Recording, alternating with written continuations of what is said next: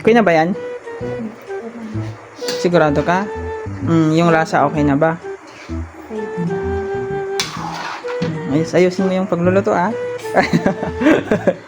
Magaling magluluto yan. Kiwak-kiwak lang. Tapos sinahaluan niya din ng pagmamahalong niluluto kaya masarap. Yun yung sekreto niya. Uy! Nagawa ko! Wala pa. Hindi pa pwede? Hindi pa. Nagugutom na ako. Ako rin.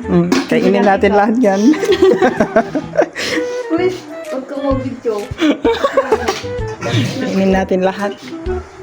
Hanta itidaan isuda. Galing sa busat. Kulang lang ng parang kulang siya na Hindi, lagyan natin ng maraming salt para salty. O para madami kasi yung kakain. Kaya dapat salty yan para matipid. Pero sekreto. Oo, parang yung linuto ni Kuya Fini. Hindi maganda yan. No, it's practicality. Practicality talaga. A wise decision yon para hindi maubos ka agad. Wala pang mga person.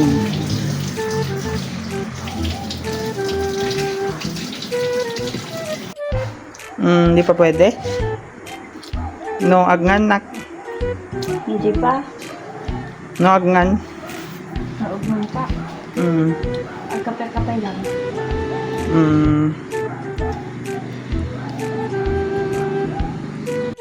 Oh, pwede na guys. Cabbage with giniling na pork.